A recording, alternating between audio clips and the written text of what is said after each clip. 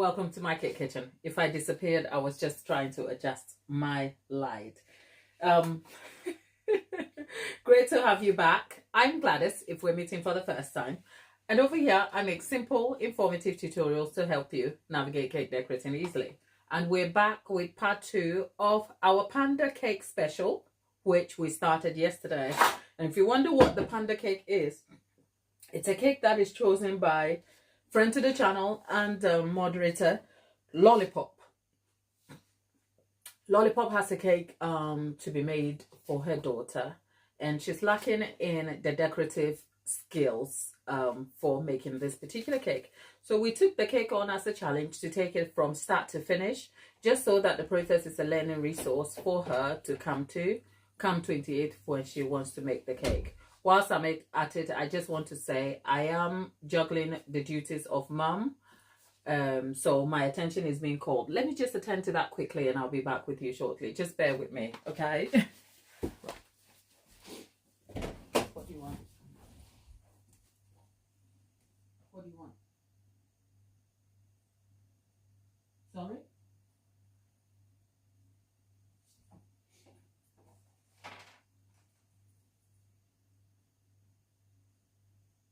There you go. ASSASIM. Yeah? If you need me, you can come and call me. Right? Yeah? Have you got it?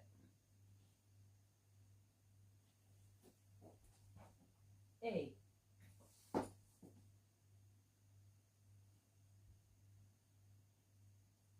There. Have you got it? Okay. If I disappeared on camera, if you're watching on replay and I just disappeared, it's because my son called my attention. School is on a break, so I have to sometimes juggle both duties when, of course, I have help and dad is around, but he's at work, so I am so sorry. Now, back to the panda cake. Lollipop is friend to the channel, and yeah, come 28th, she's going to be making a panda cake for her daughter's birthday. Except the daughter chose a carrot cake filled with cheese, cream cheese filling. It's going to be a fondant covered cake. And I thought, if we take on this challenge as a learning resource, I think my light is a little bit bright, people. Let me just adjust the light because, can you see me better? Is the light okay? Because I guess the screens are slightly different because I'm surrounded by so many lights, and on my screen, it's very bright. Is that a good thing or a bad thing? I kind of feel like I'm washed out. Bear with me. Okay, let's see. Okay, let's see if it's better. Is it any better? Right.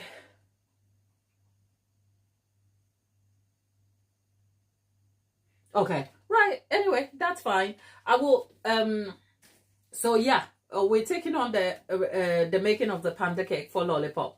But more than anything, if you're a subscriber, a follower of the channel, and you have a daunting cake coming up, you can nominate yourself so we can undertake it. Of course, I have to be given enough notice because my schedule is kind of planned out, but I can make adjustment for it. But whilst we're at it, to you in the chat, hello, hi, welcome to the channel and welcome to this stream again.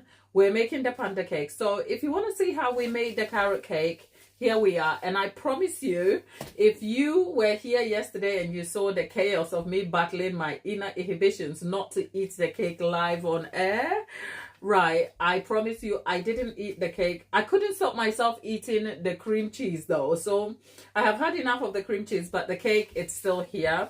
It made it back.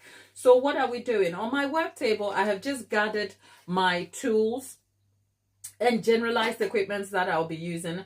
The good thing is that these are all tied into the selection of tools that I recommended in a series that I started on the channel, which is Baking Basics. And for that, I am unpacking some of the simplistic baking tutorials and recommending tools and equipments that are useful for you. And I made a promise in one of those videos, which is the episode 1, that most of my decorating will be done utilizing those tools. And that is because, again, that will become a resource for you to see how I utilize the tools, just so that you're informed about various tools and equipment in the cake decorating or baking process. So when you pick them up, you can know what you're going to be using them for. Because it's one thing recommending tools and equipment for you, it's another thing knowing what to get and how to use it. So most of these tools here I'm going to be using are recommended in that video, and I just encourage you to go back and watch that video, engage with it. That video was made with the intention that it is not going to be appealing to a larger audience, but a specific niche of basic bakers, as in beginner bakers. So yes, it probably needs a little more support. But with that said, over here we have, obviously, when you're going to make a cake, you need the cake. But let me just set the intention clearly for what we're doing today. We're going to tort this cake, and torting is a cake subject word that simply means we are going to cut into the cake. We're going to slice this cake, because in cake decorating, words mean different things. For you, a slice just means a slice of cake, but slicing into this cake is cutting it. Torting into the cake is cutting the cake into two, which is setting this back into small layers and then filling it up. That's what we're going to be doing. We're going to be torting the cake. We're going to be filling the cake with cream cheese frosting. Now, there's a specific idea here about the cream cheese. I will come to that, and how it is going to be used in filling this cake. And to complete the task of torting are a selection of tools that I will be using. But I'm going to be talking you through all the tools I have for this process. So we have the cake, which is 2 layers of 7-inch cake that are baked a little over an inch or 2 high over here. And then there's a 7-inch cake card. The 7-inch cake card serves to set as a barrier between the work surface on which I am working and the bottom of the cake, sealing the cake in from exposure and also preventing the cake from being malhandled when I'm transferring it from work surface to board display. Now, I pointed the work surface over here. This is definitely not going to be my work surface. I'll be introducing another board that will be my work surface. But for now, this board here is a 9-inch cake drum, which is going to be used as my display surface. Now, this board is going to be covered in fondant, over which, when the cake is then done, it is going to be displayed. So bear display surface and work surface in mind. Now, my work surface for the cake is going to be a 12-inch cake drum, okay? And this cake drum is on the surface on which I will be working, and you will see me do that. Now, after work surface, we come to the use of what you call a cake turntable. A cake turntable here will assist with working on the cake and covering and filling it. Now, the other things I have is obviously ganache. Now, if you go back and watch yesterday's baking video, you'll find out how we made the ganache. You'll find out how we made the cream cheese frosting. Now, this is not the regular cream cheese frosting. I keep hinting at the speciality of this cream cheese. I will dedicate time to talk about it in a moment. And for some of the tools that we need or have over here, I have a whisk, which has no place over here. I don't know why I have it. But outside that, I have 2 sets of offset spatulas, a long one and a shorter one here. I have a spatula, silicone spatula. I have some cake scrapers. This is a dough cutter that doubles as a cake scraper. Generally, I use this as my cake scraper, but that is also a good use. That comes in handy for scraping shorter style cakes like that. I have myself a serrated knife. This is a specialty serrated knife that I use specifically for torting my cakes. You can tort a cake using a tool like a knife, and this is a manual way of doing it. The other way is also using what you call a cake leveler. I think in the video recommending the caking tools, I didn't cite the leveler. So I almost feel obliged to go with the cake knife. Now, on this note, because we have 2 cakes, I'll be torting one with a knife and one with a leveler. I will, however, recommend, though, as a beginner, a leveler comes in helpful for you, because the torting with a knife takes a bit of skill, and because we need the cake to be leveled, straight topped. so that it assists in the building of a cake. There's no room for mistakes on that, and it would probably take a few mistakes and a few dented cakes before you get your hand at it. So if you're a complete beginner, look on Amazon, get yourself a cake leveler. And the use of a cake leveler, you will see me use it, and that should inform how you can use it too. But simply, a cake leveler is this gadget that has ridges on the side, and there's a wire that you have to align by height and measure it by the cake, and then saw it through the cake. I'll show you how to do that in a moment. And then outside of that, I have a piping bag and a piping nozzle. Now, normally, piping bags and a nozzle is used for decorating cakes. Over here today, we are not using this for decorative purposes. We are exclusively using this for filling purposes. And I will show you what that looks like. So essentially, that is everything we need. There's a postman at my door. You're in my home kitchen, so I'll get it in a minute. Bear with me. Hiya.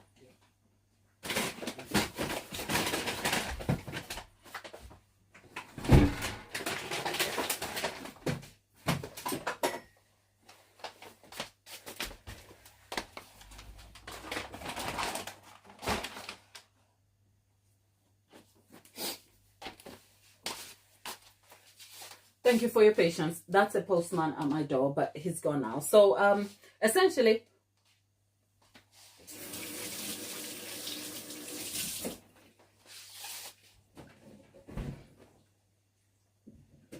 I just washed my hands. Well, essentially, that's everything we need for making the cake. And I'm going to move these things out of the way, and we're going to start with torting our cake.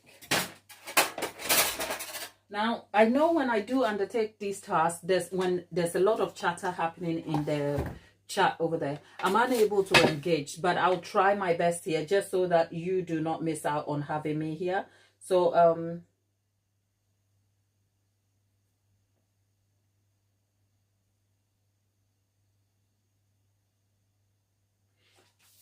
Aisha, I think autocorrect has you over here, because it's saying I think you said the cakes made it overnight, but it's saying over here the games made it overnight. So yeah, for starters, before I do anything, because this is a very simplistic task to undertake, first of all, I am going to attach the cake card onto the work surface. So I'm gluing that on, and this goes on there, right? I'm going to set this aside so that it settles. I'm going to set that aside. Better set aside in a fridge, right? And whilst that is happening, now let's talk about the cake layers here. The cake layers here are not quite large. So frankly, I am only torting them for the sake of, okay? And probably for the purposes of this tutorial. You don't need to tort the height of this cake, because you can either have small layers or chunky layers, and for this cake I think these layers are completely fine. Now the subject of cake layers is very varied, because if you think, why should you tort your cake and what layers are appropriate, it all depends on your goals for your cake. You know, people want different things. Some people don't want too much buttercream. Some people actually enjoy buttercream. So sometimes, first of all, the layers of cake is influenced hugely by the kind of cake you're building, and also for structure purposes. The smaller your cake layers are, the more susceptible they become to collapsing and instability.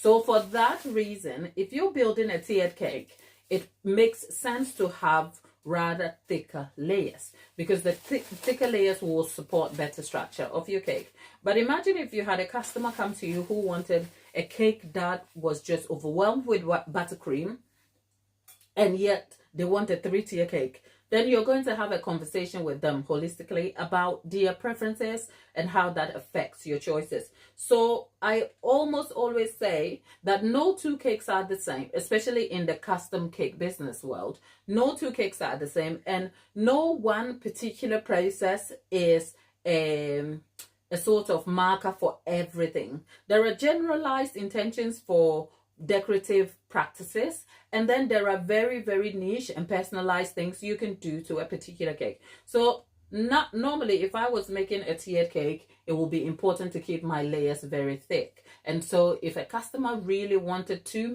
match buttercream, I'll have to find different ways to actually making sure that happens for them. And in most cases, sometimes perhaps that will not happen, because sometimes you have to prioritize one need over another. So if you want a cake that is overwhelmed with so much buttercream and you are building, say, a 3-4 tier cake, you're going to have the issue of structure to think about, because the more buttercream you have, the more unstable the cake gets, even if you structure the cake against falls, slips, and instability. So for that reason, having thicker layers is one thing that informs your decorative choices. But the only reason I am thoughting this cake is simply for the purposes of demonstration, so you see how that is done and to learn from it. So on top of that, I did say I was going to tort one with a knife and I was going to tort the other with a leveler. I also have to bear in mind this cake has bits in it, so the leveler might prove a little bit challenging. I have already gone ahead and done an intense video about how to tort a cake. I think 3 ways, by hand, 2 ways. Can I remember? It was a long time ago, but it's on the channel. So the torting of a cake takes a bit of skill, but here's the general gist of it. The general gist of it is for you to kind of look at the cake, measure. If you're a beginner, I am sort of eyeballing this simply because obviously I am a professional. But if you're a beginner, you start with a ruler. So you determine the height of the cake, which in this cake we have exactly 1.5 inches. So you want to make sure you find the 0.75 part of the cake, which is somewhere over here. And then you make sure your cake is, you make sure the knife, sometimes you can use a toothpick to mark the part that is marked out.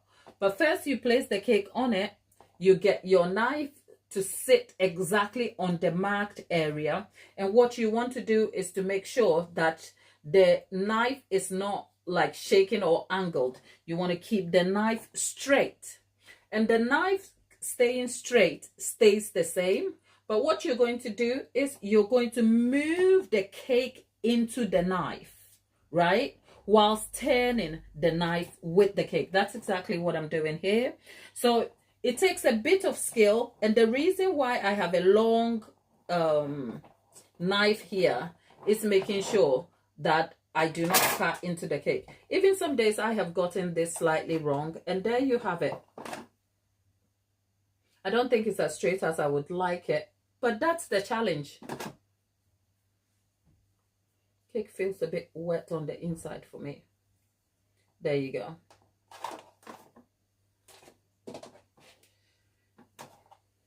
Then you go back, you do exactly the same. Oh no, look at me. You don't do exactly the same, people. You go back. I'm using a leveler. The leveler essentially is marking the middle of the cake and then cutting through it. So it takes exactly the same idea of what we did with the knife, except sometimes the leveler it has a height. So if your cake is too short, it can be difficult to cut through it using the leveler. And I think that is the lesson over here.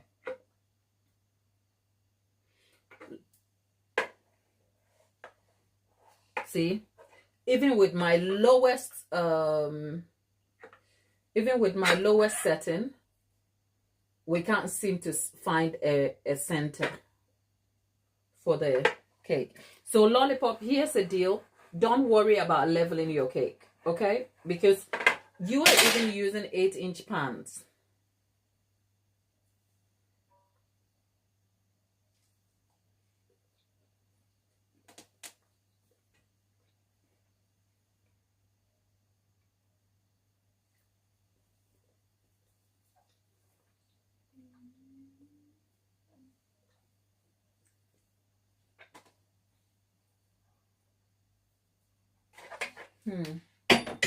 Right.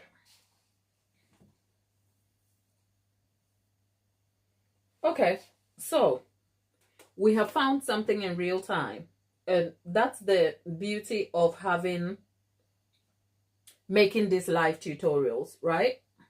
Now, we baked the cake yesterday. And yesterday I came on here and I told you the recipe I am using is not my recipe. It is a Claire Saffet's recipe. We followed the details of the recipe as recommended. Of course, I'm in the UK, so we used self-raising flour. When we make the cake, it looked amazing. And then I went to put it down. Literally, once we finished baking and I wrapped the cake up and went off, I haven't seen the cake again. This is the first time I am experiencing the cake. And I can see the cake has tough bits on the inside. And that is because the recipe recommended by Claire Saffet is very egg heavy, and it has more dense elements. You have buttermilk, you have eggs, and there's a lot happening here. And this carrot cake is very dense, too dense for my liking. I am not sure. I have to go back and try it again. So lollipop, here's we can kind of rephrase, sort of reset our intention from here. Lollipop, I know initially you were going to use a box mix. I know you were no, it's not just how dense it is. I don't know. The middle, have a look here. Right, look in there for me. Right? The middle is a little bit, it looks raw to me. I don't know. I am very, you know what? This is not the overarching sentiment for everybody. People don't mind cakes. People don't mind cakes at all. And people like different things. And for me, this cake is just a little bit too wet for me. Okay? So, lollipop, I think we are better off with a box mix. You can follow a box mix. You know you are baking an 8-inch cake. I'm not recommending this recipe because here's the beauty about my intention being on this platform. I've always promised you relatability and authentic content as far as the lives are concerned. I don't prep in advance. I think there is context for the prepping, which is in the long form videos where I have to be a little more organized. But these are the moments where I feel like I invite you into my kitchen for you to be a part of what I do on a day-to-day basis, albeit as best as I can structure it. But much of it is just the raw form of the decorating process. And this is actually the real experience of when you are undertaking a recipe for the very first time. I told you I had a carrot cake recipe, and I do. And I love it, and I could have used that. But the intention for using that carrot cake requires a few moving parts. And I wanted to make it easier for you. So for that reason, I just thought, let's go to a handy, trusted recipe. And I don't think this is a reflection on Claire at all. I think something happened. I don't know what it is. But of course, if you're a beginner and you're picking up a recipe, you want to make sure that you can trust the recipe. And sometimes recipes don't turn out the way you even expect with the best intention, because the developer of the recipe or the baker would have used certain ingredients that you may not have access to, or maybe what they are using to make the cake is completely different from the things that you know. For instance, an informing factor to this is that Claire made her recipe using a stand mixer. The pace of the stand mixer and the speed of a balloon whisk to whisk eggs to a ribbon stage is going to be completely different from a hand mixer.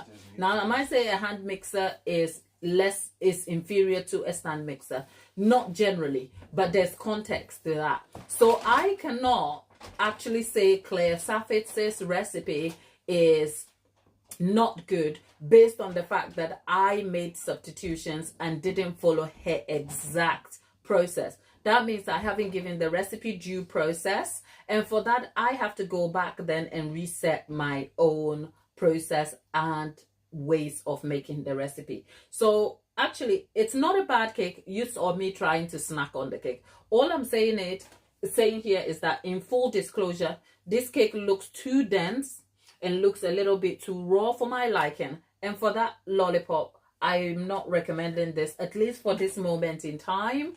I would say to you though, if you have a box mix, use that. I think it probably underbaked. That may be the issue.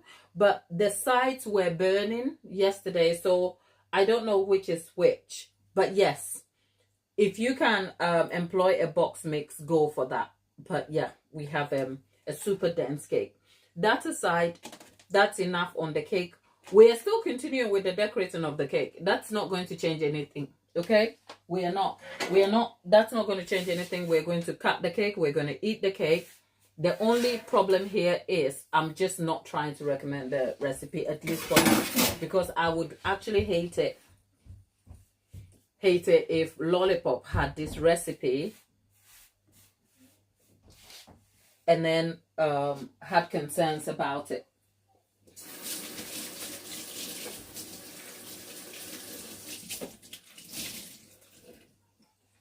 It's just that my time is a little bit tight to rebake this. I mean, if I was making this cake for a customer, it would be completely time to rebake this cake. I just don't have the time to do that because I have plans for Easter and it's kind of difficult. Yeah.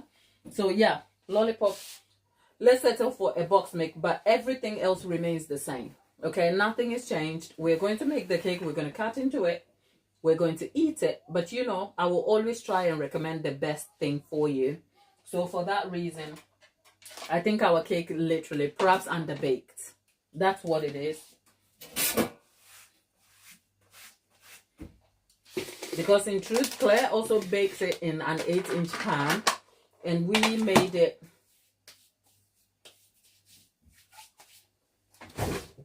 in a 7-inch. So I mean, we made substitutions and changes. I cannot say it's a bad recipe. I just have to take responsibility for the changes that I made. So anyway, the cake is done now. Our card and the work surface is here.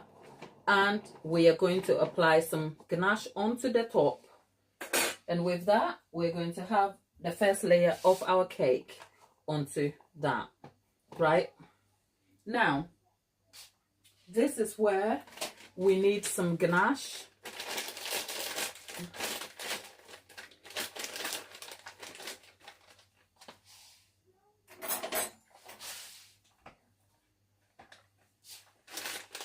And I am just scooping some ganache into.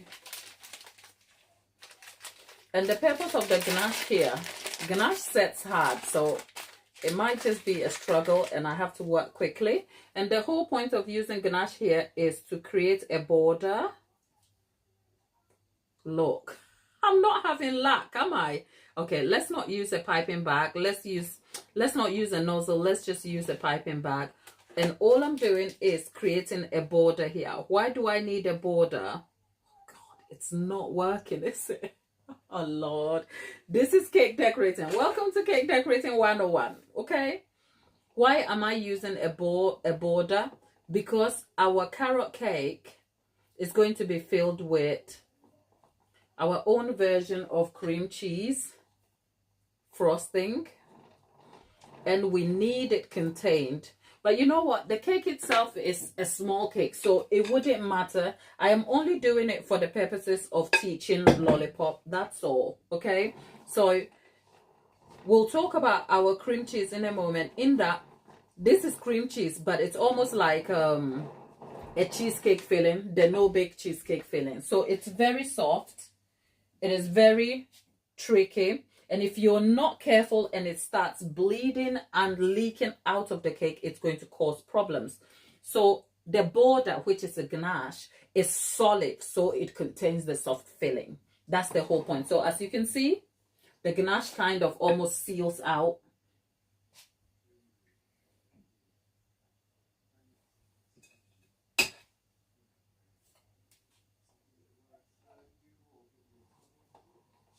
Okay. Now, I think I'm going to have to get myself a new bag. I think, you know what, a little part of me, I don't want to promise, but perhaps I will have to undertake this bake all over again. But I don't want to promise because my time is a bit tight. So I'm going to get myself a piping bag and then we can get on with this again, right? Because look at me. I don't know what I'm doing. No, I know what I'm doing. I'm just acting a little bit belligerent.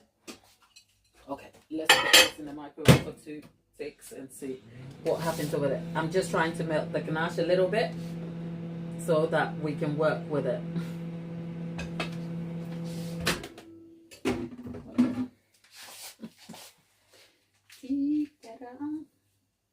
Okay, so we are back again. If you're a beginner and you were doing this, you know what, let me just go and melt this.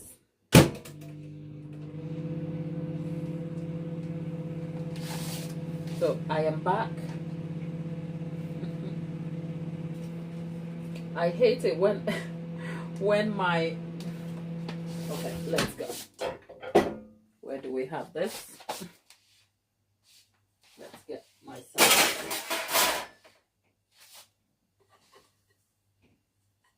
Okay. Ganache needs to get in the microwave a little bit. I'm just warming the ganache up a little bit.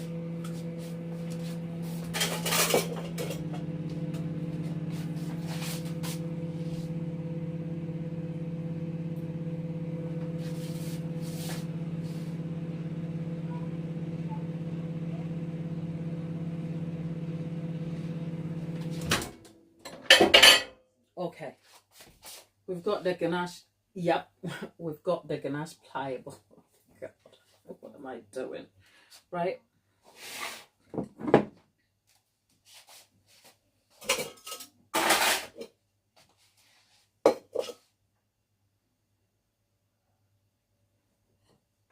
Okay.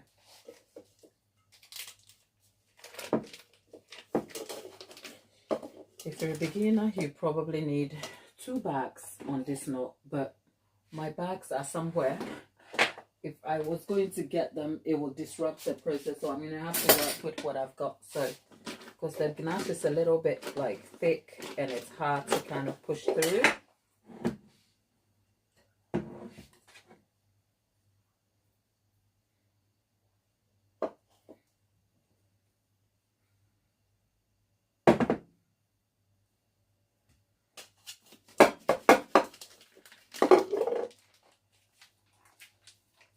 Okay, right, I've got there.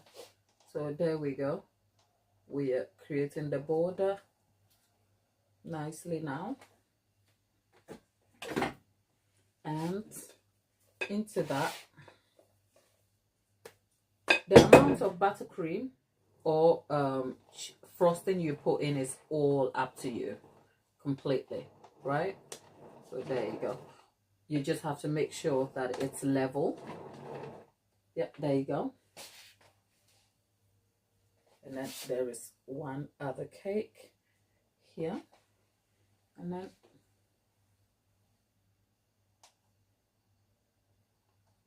yeah, this looks way easier. It was just because I was being lazy, that's all, people.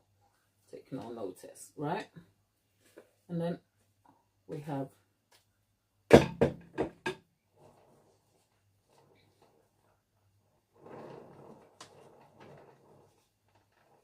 right, because with the frosting, if we don't seal it in, we will have issues when we come to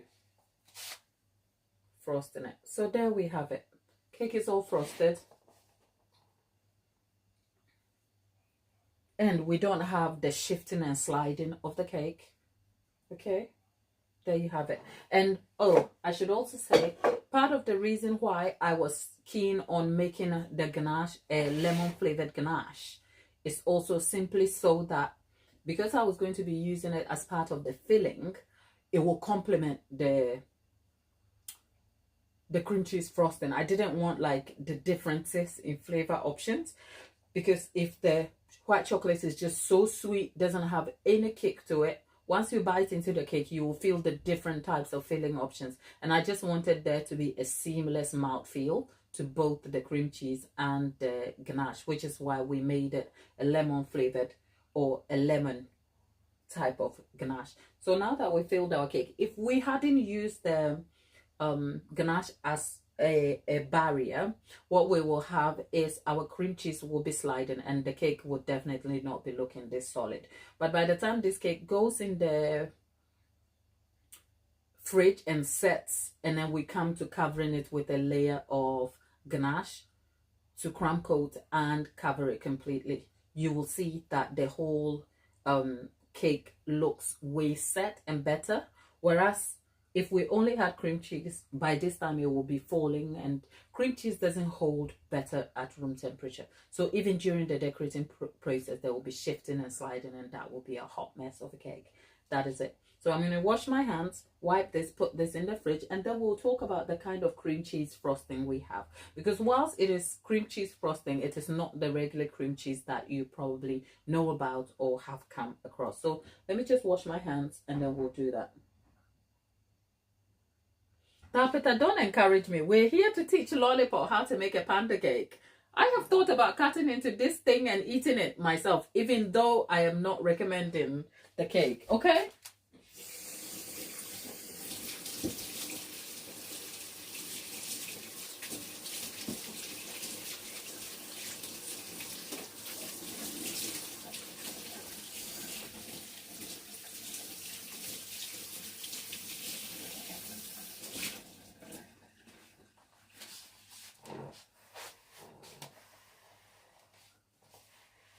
So if you want to make a rustic carrot cake, this is actually your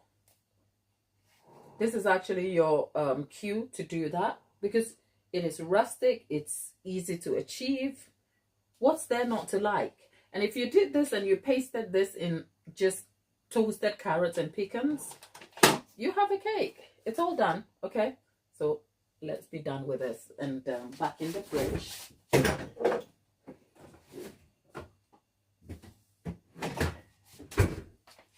Okay, now let's wipe my worktop and then talk about cream cheese.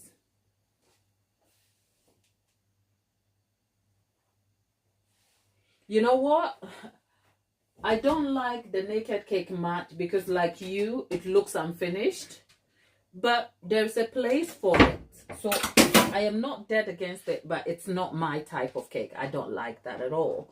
But supposing I just wanted a cake for how it tasted rather than how it is to be presented, well, yeah, this will be an amazing cake to eat. But yeah, in terms of decoration, it can look rather unfinished. Now what I want to do with this cream, I'm back to eating the cream again.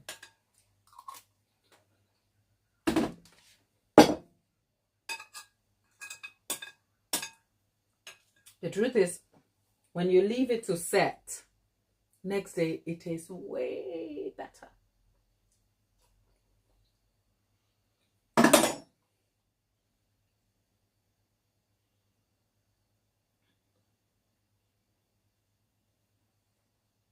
It tastes way better. You know why?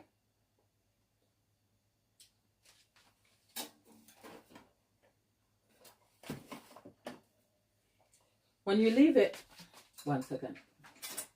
I'm just adjusting. Right, got it.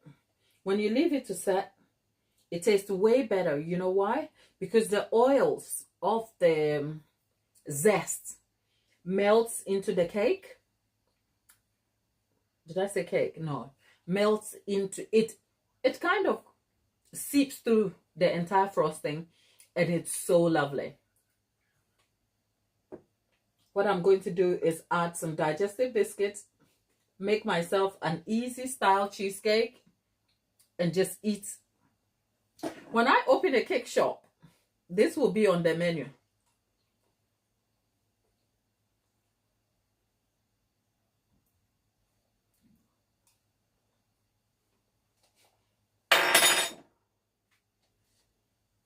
we finished filling the cake, so I can eat my cream cheese with no guilt.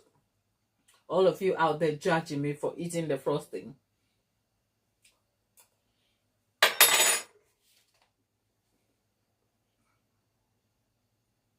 Now, the intention for having this frosting,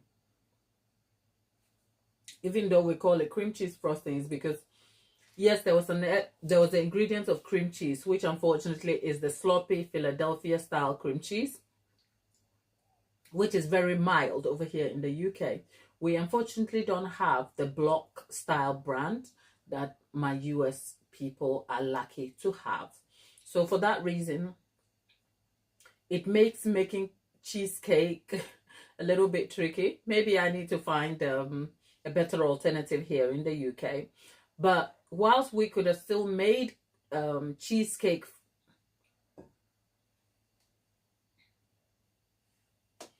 whilst we could have made cream cheese frosting, the reason why I didn't go for cream cheese frosting is because it can be very sweet, and the introduction of cream cheese into the icing sugar can also lead to making it very, very unstable.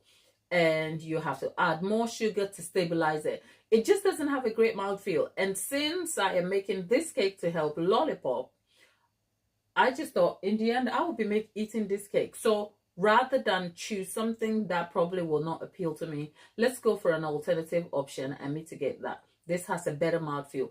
Still unstable, just like its counterpart cream cheese frosting, but it has a better mouthfeel and substance to it.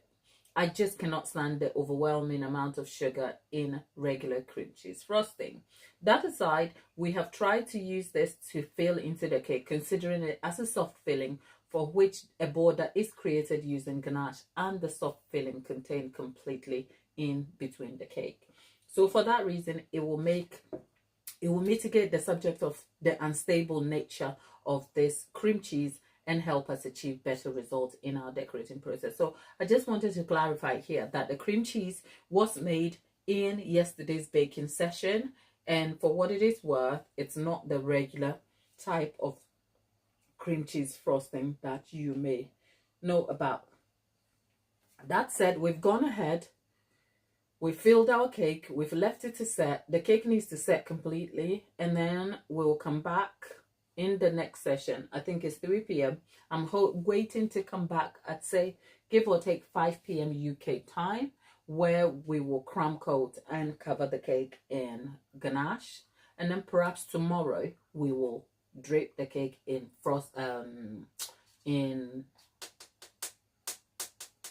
fondant and finish the decorating of the cake.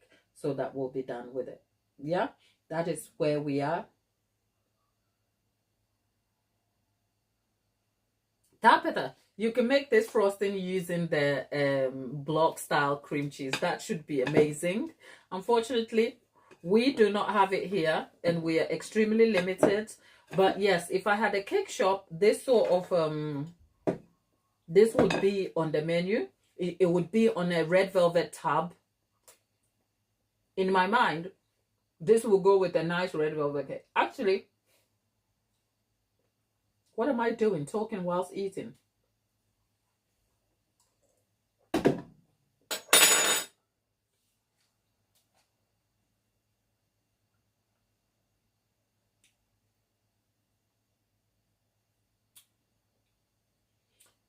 The red velvet cake that I made, not the bun cake, the red velvet cake itself that I made on Simple Classic Bakes was filled with this, except I made this frosting and then I threw in Oreo cookies. It was decadent. It was yum. You want to try it. But if I made this as part of a menu in a cake shop, it can't be for post. It can only be in-house because of the fresh cream. Yeah, so it would be like a specialty in-house dessert that you can get in a cup.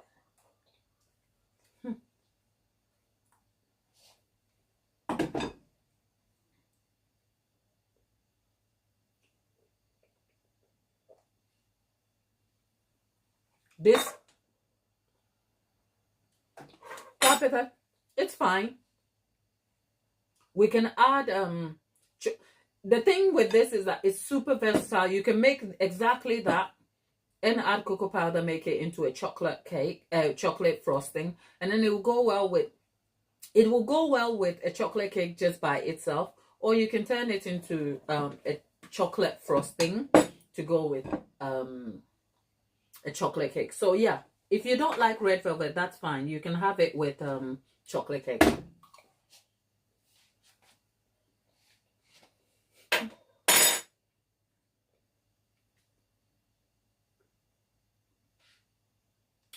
Do you like chocolate cakes, Tabitha? If you do, then yeah, go make yourself a chocolate cake and make this frosting. It's amazing. It is really lovely. So now that our cake is in the fridge, people, let's try and catch it. Unknown. It's unknown there.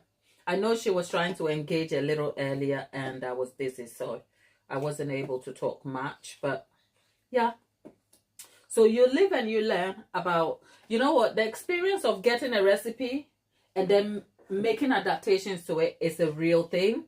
It's almost recommended stick to the recipe until you know the recipe by hand, by heart, before you can make changes. And we found that in real time. I love Claire Saffet. I actually don't think it's her fault that this recipe underbaked. I think probably the cake underbaked, or I did something. It's not her, because I've tried her chocolate cake. I've tried a few of her recipes and they are solid, right? Even when I want to go and make this, rebake it, Tapita, I'm talking to Tapita and Lollipop, I'm talking to you. Even if I wanted to rebake this cake, I will have to use my stand mixer, and for that it will be making it a little bit unattainable for you, because the reason why we had a hand mixer yesterday, Lollipop, was so that you can use your hand mixer for the recipe. So now we've learned that it probably isn't the case. So go for a box mix and get this frosting and follow the entire process minus the cake, because box mixes are very straightforward. And I think, you know what, there's a time and a place for box mixes. I found out recently that there's a very accomplished cake maker. I was talking about her on my last live, that she doesn't bake her cakes. She buys them from Sweet Success or something like that. I'm not even mad about it, because buying the cakes pre-baked doesn't make the custom cake any cheaper, by the way, right? But it means that someone has undertaken the biggest part of the task, because having to bake and decorate is a heavy chunk of task that one is undertaking. So you know what, if a box mix can be adapted to give you great results, why not? So yeah, Lollipop, let's do a box mix, and then maybe I'll go and try this recipe out, research it better, and then we can come back another time in the future to answer this problem. Tapita saying she likes a good vanilla cake. That's fine, Tapita. This buttercream goes well, this frosting goes well with a good vanilla cake. I promise you. Throw in some so when you fill it into your vanilla cake, throw in some fresh fruits like chopped strawberries or raspberries, or even jam. I'm not talking spread, I'm talking proper jam or preserve. Oh god, it's amazing. It's the frosting that went into my vanilla cake on Simple Classic Bakes. So yeah, it is amazing.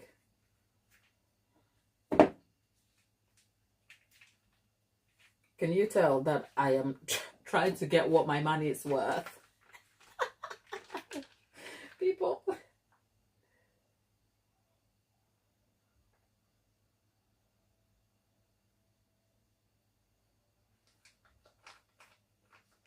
Yeah, I really don't mind having to go and buy your cake, either pre-made or another, as long as you know what, I am not very classist about where people buy cakes or what they eat. As long as it tastes good to them, why not?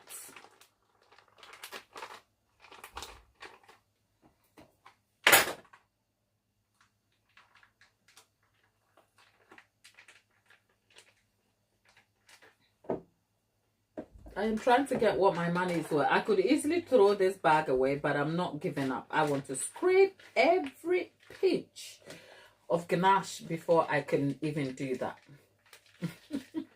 Take no notice of me, okay? Oh, Lord.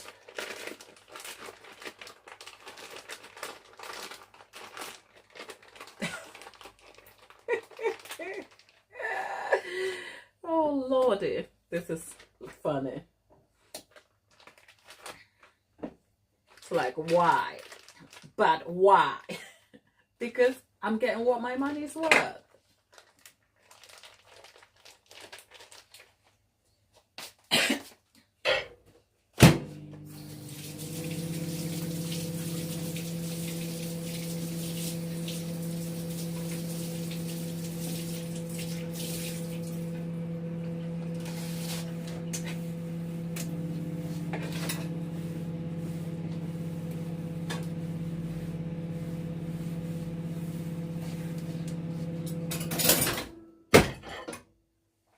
Okay, people, I'm also thinking on Friday we'll have a special session of cake and giggle, because you know what's happening on Friday? I am emceeing an event. It's a morning event, by the way. I'm emceeing a wedding, a traditional Ghanaian wedding. Okay, I've got what my money's worth. It can go to the bin there.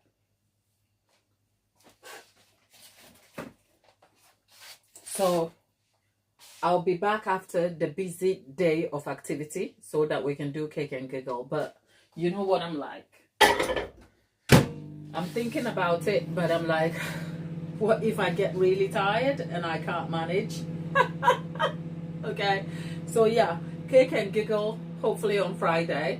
That's Easter Friday. So it'll be exciting to do something different, right? And then Saturday, I am away for a wedding. So I won't be here.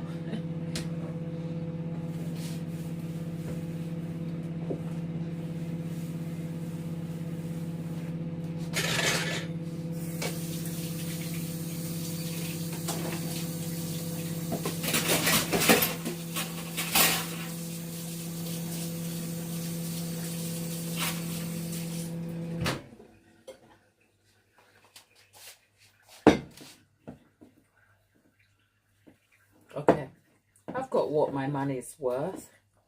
There's ganache left over for covering the cake with. Okay. Yeah. So that's left.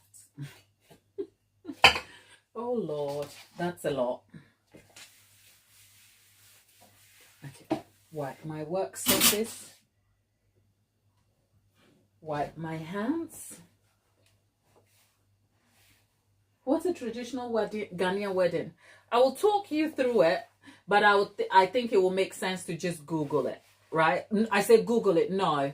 YouTube it. Just enter. You will find so many searches on video actually highlighting the event. It's steeped in a lot of culture and tradition. So if you watch it, come back and ask me questions about it. Because if you've never seen one or known what one looks like, talking you through is like talking to you about a foreign concept, right? So go just on the platform you're here, right?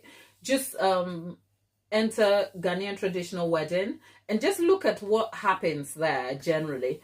And the good thing is, if it's on the platform, it is likely to be communicated in English, so you'll understand what they're saying. And yeah, if you do watch it, then come back and ask me questions about, because if you've never seen one, it will be very fascinating. It's very colorful. It's very pretty. It is steeped in culture and tradition and sort of customs, and the customs have meaning around it. So if you've never seen one, I wouldn't know where to start, and it will be very overwhelming. But if you watch it and you came back and you asked me, what does this mean or what does that mean, I can explain that in detail for you. Yeah, I hope that, yeah, but it is very colorful. It's really pretty, and yeah, it's exciting. So yeah, that's my weekend is kind of exciting and it's busy, and I'm kind of looking forward to it. Yeah, so yeah, Go have a look and then come back and let's talk more about it. That said, our cake is done. If you're just joining us on replay, we were here to tort and fill a carrot cake, something we have completed doing. And now we are waiting for the cake.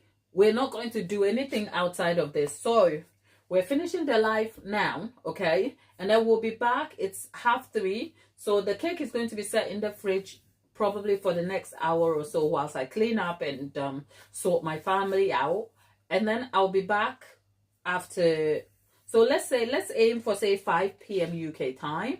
I'll be back right here for us to cover the cake and ganache. And if you missed that session, don't you worry. The lives are still like on the platform, unedited. So you can come back and watch the full show again, probably fast forwarding it or like speeding it up a little bit. So if you have further questions after this session here, we can catch up in the next live, right? So I will be back at 5. In the meantime, there's still more content on the subject of cakes right here on this channel. And if you're not watching me live, there's long form content for you to catch up on. There is shorts videos on a daily basis. And there is the community post where we can interact and catch up. Lollipop, you're not married, are you? You're single. Well, I don't have a Ghanaian man to give you. Sorry. Lollipop screaming out in the marketplace. I'm not, man. Been engaged for 10 years. Lollipop, what are you waiting for? Can't you afford it? Lollipop. Oh, Tapita, I got married in jeans and a coat. I'm not even mad about it. You didn't elope, did you, Tapita?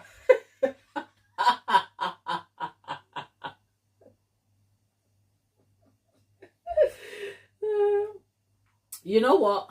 The older you get, the more your priorities probably change. Not about getting married, but how you do it. I mean, if you can afford it, why not? Okay. There are people like, if you can afford it, why not? But if you cannot afford it, then prioritize what is important to you and then organize your ceremony according to that, you know. But for some people who have social anxiety and who do not want like random people at their wedding, I wonder how planning a wedding looks like for them, you know. Yeah. Anyway, because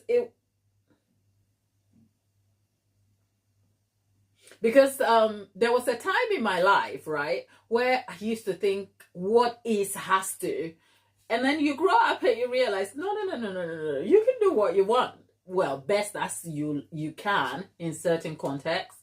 So do you need a big wedding? No, if you can't afford it. Even if you can afford it, do you need a big wedding? And the option of whether you should or shouldn't is just very person-centered. So yeah, it's wild. Lollipop, congratulations, by the way. Now I know I'll be making your wedding cake. So if it's the cake you can't afford, you're welcome. Okay, now go and get married. I'm kidding. All right, people, let's finish it up here. I'll be back at 5 for some more cake and we'll be continuing on the subject. Thank you for your time. Lollipop, Tapita, have a good one. I'll see you soon.